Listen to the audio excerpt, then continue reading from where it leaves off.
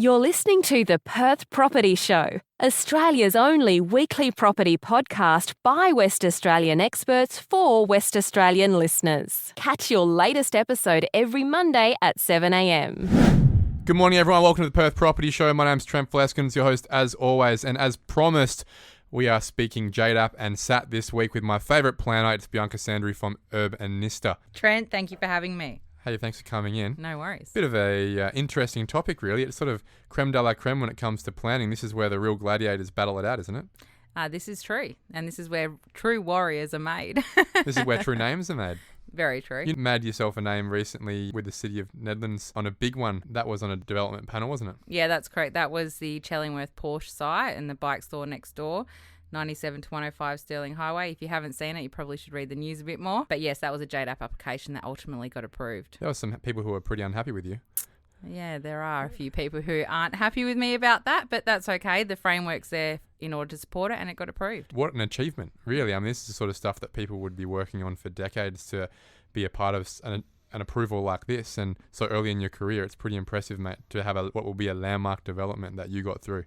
Yeah, look, I mean, it was an absolute pleasure working on the project, and I think being able to get that through within 18 months was an excellent outcome, and it was really a testament to the entire team that was part of it, and also the client who's a visionary. So I've referenced two different acronyms, JDAP and SAT.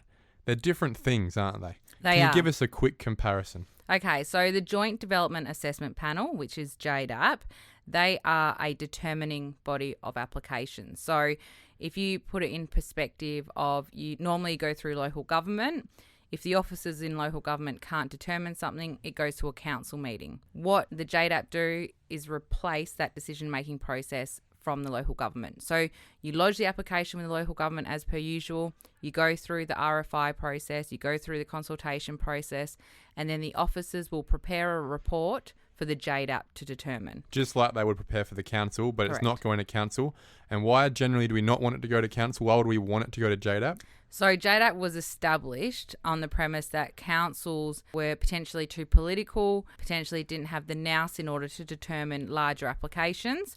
So the JDAP is made up of 3 professionals and 2 councillors of the respective local government.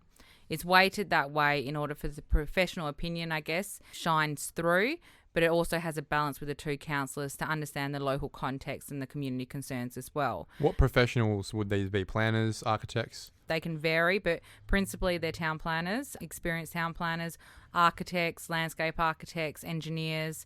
There previously was a builder who was a JDAP member. So some come from local government backgrounds, maybe directors, former CEOs, others consultants, but generally in the field of planning. All right, so that's JDAP is essentially it's a independent professional body that make a decision instead of the council if we're worried about it being a political decision.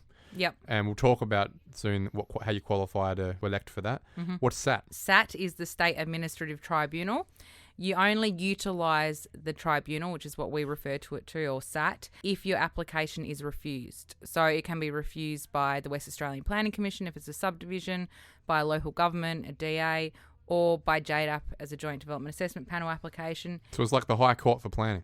Pretty much. SAT is where you go. You've got 28 days from the date of the decision to make an appeal to the tribunal, and there's a process that's followed through with that, and I'm sure we'll get to that process shortly. People are often scared of SAT because they think, fees, time, etc.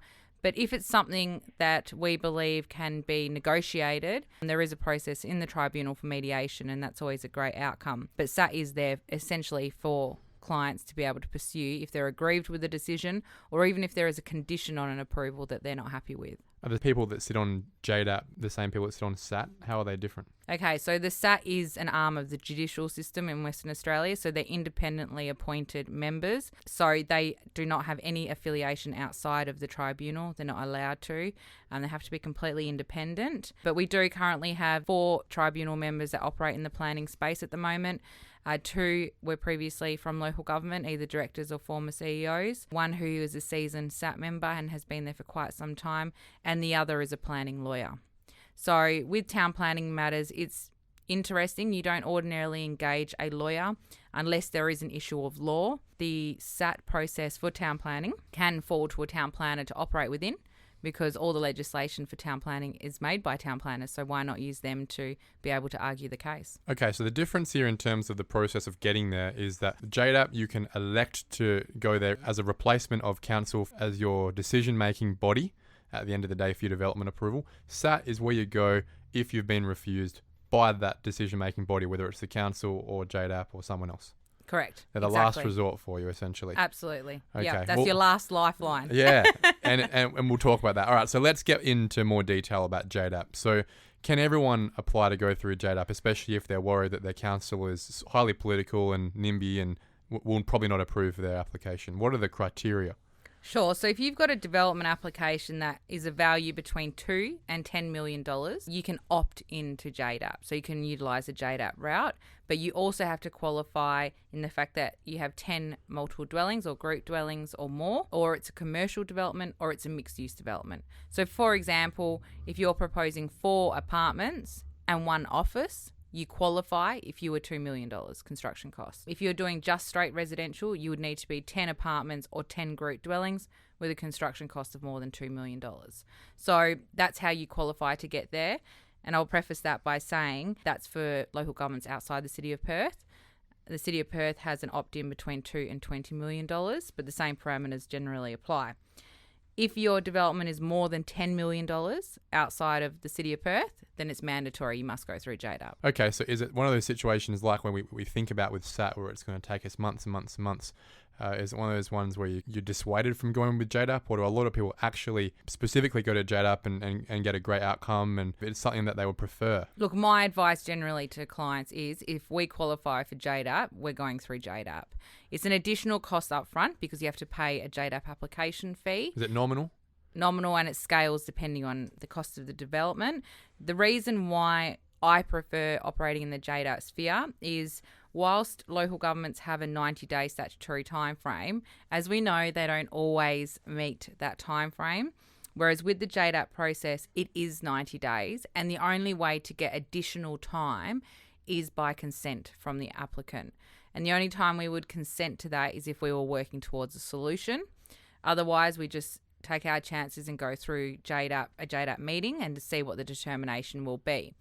Also, it takes out that level of politics that you can sometimes find with certain complicated or sensitive development applications, which the councillors or the city may not be appreciating. So we would go through JDAP in those situations. Example of that might be a really big high-rise building or a childcare centre where people don't want to hear the kids next to me or the traffic or something like that. Yeah, 100%. Childcare centres is definitely one of those. I would always say go through JDAP. But equally, I think any apartments, depending on the local government, as you put before City of Nedlands, often people will just go through the JDAP route with City of Nedlands simply to get a decision from the JDAP. Is it also a case that because JDAP really shouldn't or doesn't have any political spectrum, that at least we know the game? We can tick all the boxes from a planning side and it's going to be computer says yes or computer says no. It's very much if we tick the boxes, we should expect an approval. Whereas if we leave it with council, we can tick every box, keep going further and still have people who are just bent against this idea fundamentally. Look, I mean, we have to bear in mind that the JDAP has to consider the exact same elements as what a council would. So it has to consider the community objections and the community concerns. It has to consider the planning framework. It has to go through due consideration. However, professionals and those councillors who generally sit on JDAP have the ability to ensure that their decision-making process are based on the information that is provided to them, not based on the external factors which may be circulating. The noise, exactly. Yeah, okay. Yeah. So in reality, are we seeing a lot of approvals come out of JDAP? Is it something that people think is a productive function in our development and planning system these days? Is it something where if you go to JDAP, you should expect an approval? Look, I don't think you can expect an approval at any decision-making process. It really comes down to your application, right? And that probably sounds like a bit of a cop-out, but in reality, you have to provide the right information. You have to have the right tools in the toolbox to get the outcome. However, JDAP do generally support applications which have merit. There are occasions which JDAP do refuse applications, and in those instances, there is merit for that refusal. But in most instances, if you have everything right, then you will get that JDAP approval. So let's say we've gone through the process, the city has either recommended an approval or a refusal. We get to JDAP and JDAP don't approve us. They come back and say, look, not a fan of this at the moment. Would it be a case then where they would give us some indication of what it would take to get approved, go back, do some more work and come back to us in a month or two? Yeah, so we find with the JDAP application process that the JDAPs, if they're not convinced, but they think that they may be convinced in approving something, they will defer the application with a set of criteria that they want addition to what the application is currently proposing. So, for example, let's say it's a childcare centre. They feel like it needs 2 more car parking bays in order for it to get across the line, and that's a pretty easy fix. They will say, okay, we defer the application for 4 weeks for the applicant to address the concerns regarding car parking, and at that point, the applicant will address that, provide it back to the local government. You'll go back to JDAP in the 4 weeks' time. And if you've addressed it, then you could almost be certain you're getting that approval. On the flip side, if the changes in which the JDAP think need to be made in order for it to be approved is beyond what could be done in a deferral, then they will refuse it. But that's okay because you can go through the SAP process and mediation, which we'll speak to shortly. And often after a mediation process at the tribunal, you will know where you sit and whether you go back to JDAP for that reconsideration for approval or whether it's a fait accompli and there's other avenues to go down. All right, let's segue straight into SAT Right. then. So whether it's coming from JDAP or whether it's coming from the city as a refusal, does it have any bearing or difference as to how we approach SAT from that point? Yeah, so there is a difference between the process from if a local government refuses it to if a JDAP refuses it. But maybe first I'll just take a step back and explain the process with the tribunal. Once you appeal at the tribunal, you go to a directions hearing. That is the first cab off the rank. And that directions hearing is really just familiarising the member, and we call them members as opposed to judges or magistrates. They're a member in the tribunal. We familiarise them with the parameters of the application, the reason why we're there. At that point, the applicant being ourselves and the respondent being the local government, whoever it may be at the time, will agree to either go to a mediation, or if the respondent or the applicant thinks, no, we don't want mediation, we want to go straight through to a hearing, that is where that decision is made. I would say 90% of the time, we would go straight to a mediation. To show that we're willing to work Correct. towards an approval. And a mediation is behind closed doors. It's without prejudice. So you get to have a round table discussion without worrying about anything else. Have you found that that's a positive thing generally to do? Absolutely. Okay. Absolutely. And that's when you can really get to the crux of an issue. And once we know what that big rock is that we need to deal with, we go out of the room, discuss it with the client, discuss it with the member, come back in the room, and often we can resolve it there on the day. And from that point, a Section 31 reconsideration order is made, and it'll go back to the decision maker with hopefully it being approved because we've just mediated a sound outcome. But let's say that Section 31 or that mediation or at the directions hearing, it fails, then the only other option to go down with the tribunal is a full hearing. And a full hearing is very similar to a court hearing process. You have an advocate, you have expert witnesses, and you have a member presiding. The fundamental difference with town planning, and I mentioned this before, was that town planners can operate as the advocate in the tribunal. So you don't need to have a lawyer. So in most instances, the town planners will drive it. You'll go through the hearing process. That might take you a day or two, and then a decision will be made within 3 months after that, and it will be handed down. With the JDAP application process, when it is refused and you go to the tribunal, the JDAP is represented by the State Solicitor's Office. So that means they're represented by a lawyer. So more often than not, we would suggest to clients in those instances to engage a planning lawyer to represent them in the process, and us being the town planner will be there to assist and be there as part of the mediation, simply because it's an even playing field at that point, lawyer versus lawyer. And then traditionally, town planner versus town planner. Okay, so that's JDAP. Who's representing the city if it's coming from a refusal from the city? Normally, if the officers recommend refusal and the council uphold that refusal, the officers of that local government will be representing themselves at the tribunal. So it might be the manager of planning Correct. at the city of Stirling, for Yep. example, whoever it is. Yep. So traditionally, the local government will represent themselves unless they've got a budget allocation that allows them to go outside and get someone else. If the officers, let's say at the town of Mosman Park, the officers recommended approval and the council refused it, the officers cannot represent themselves in the tribunal because it is against the decision that was made by council. So they have to go seek an independent planner to undertake that process on behalf of the councillors. Okay, so there we go. My next question was going to be, is it really worth going to SAT if you've been knocked down by the city?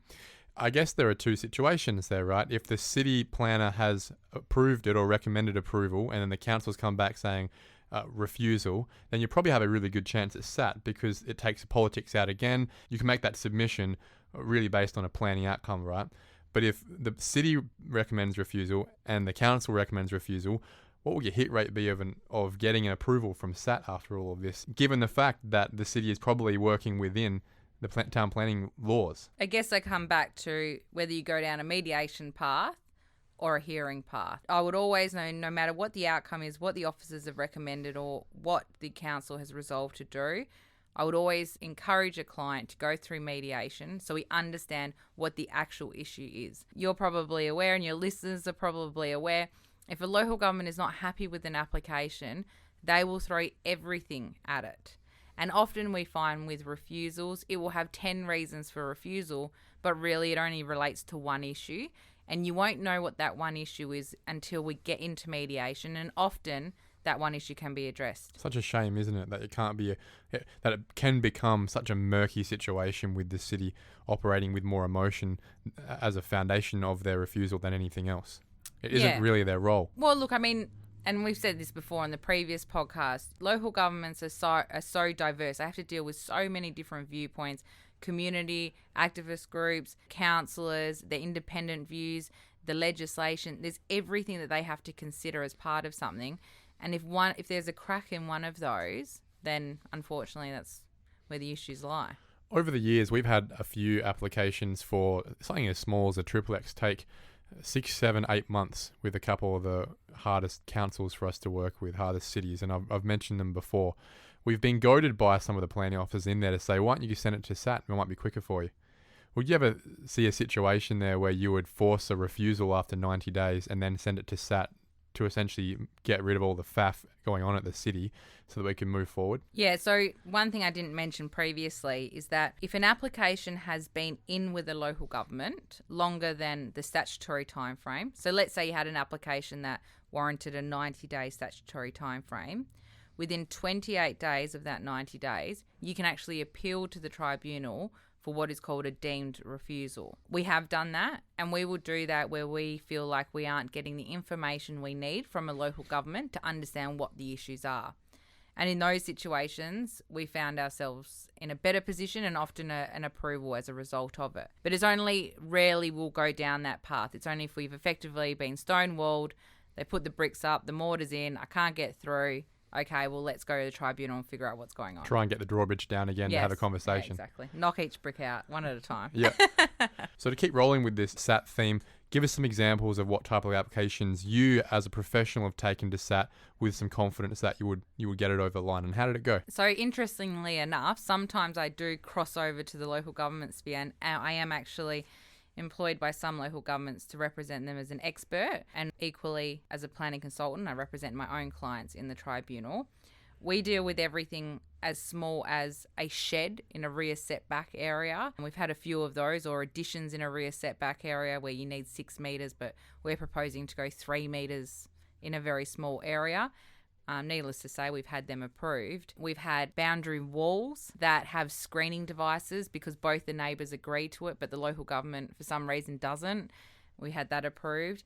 And then you obviously get into the bigger applications. We've done multiple dwelling applications. We actually tested Volume 2. We were one of the first firms to test Volume 2 with a client. And one thing I will say... Apartments, apologies. So Apartments Volume 2, we were one of the first to test the framework when it was just released.